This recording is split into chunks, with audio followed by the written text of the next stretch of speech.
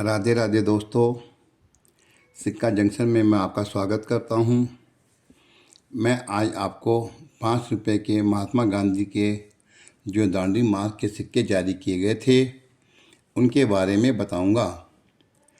भारतीय reserve bank द्वारा वर्ष 2005 में महात्मा गांधी के दांडी मार्च की 75वीं वर्षगांठ के ऊपर ये सिक्के जारी किए गए थे, जिसमें महात्मा गांधी के अनुयायियों के साथ 12 मार्च 1930 को साबरमती आश्रम से अपने अनुयायियों के साथ दांडी मार्च की शुरुआत की थी।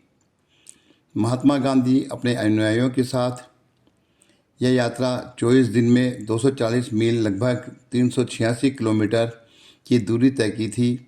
इस यात्रा का उद्देश्य नमक कानून का उल्लंघन करना था, जो 6 अप्रैल 1930 को दांडी पहुंचकर गांधी जी ने समुद्र के पानी से नमक बनाकर ब्रिटिश सरकार के नमक कानून को तोड़ा था। महात्मा गांधी जी ने इस आंदोलन से सविनयी और अवज्ञा आंदोलन की गति दी थी, जिससे पूरे देश में ब्रिटिश शासन काल के खिलाफ विरोध प्रदर्शन हुआ था। 5 रुपये का यह सिक्का एक स्मारक सिक्का है जो कॉपर, निकिल और फेराइट स्टेनलेस स्टील की धातु से बनाए गए थे। ये 2 तरह की धातुओं से सिक्के बनाए गए थे। यह एक गोलाकार सिक्का है। सिक्के के अग्रभाग में अशोक स्तंभ का चित्र बना होता है। अशोक स्तंभ के चित्र के नीचे ही सत्यमेव जयते है लिखा हुआ है। वह उसके नीचे ही अंकों में 5 लिखा गया है। वह हिंदी व अंग्रेजी में भारत व इंडिया व रुपीज़ व रुपया भी लिखा गया है। वह इसके रिवर्स की अपन बात करते हैं तो इसके रिवर्स में महात्मा गांधी जी अपने अनुयायियों के साथ लाठी के लिए मार्च करते हुए दिखाई देते हैं।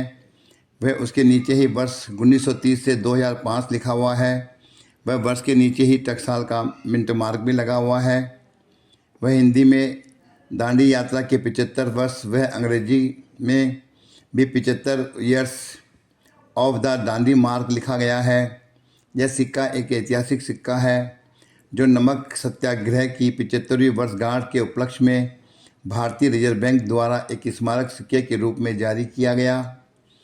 इस सिक्के का वजन लगभग 9 ग्राम होता है, जो कॉपर निकिल का बना हुआ होता है। जो सिक्का स्टेनलेस स्टील का बना होता है उसका वजन 6 ग्राम का होता है। इसका व्यास 23 mm होता है। तो इस सिक्के की कीमत यूएनसी कंडीशन में लगभग 40 से 50 रुपये हो सकती है। अगर वह सिक्का कॉपर निकल का है तो उसकी सिक्के की कीमत 100 से अधिक हो सकती है। वैसे सिक्के का मूल्य उसकी स्थिति और धातु पर निर्भर करता है। कॉपर निकल के सिक्के एफएसएस के सिक्के की तुलना में काफ़ी अधिक दुर्लभ है, महंगे होते हैं। यदि आपके पास ये सिक्का है तो इस सिक्के को आप संभाल कर रखिए, क्योंकि ये सिक्के बहुत ही कम मात्रा में ढाले गए थे। बाज़ार में इस सिक्के की कीमत और अधिक बढ़ेगी और बढ़ रही है। यदि आपके पास भी ये सिक्का है तो आप अपने कलेक्शन में इस सिक्के को रखें। ये सिक्का आपको बहुत अच्छी कीमत दिलाएगा।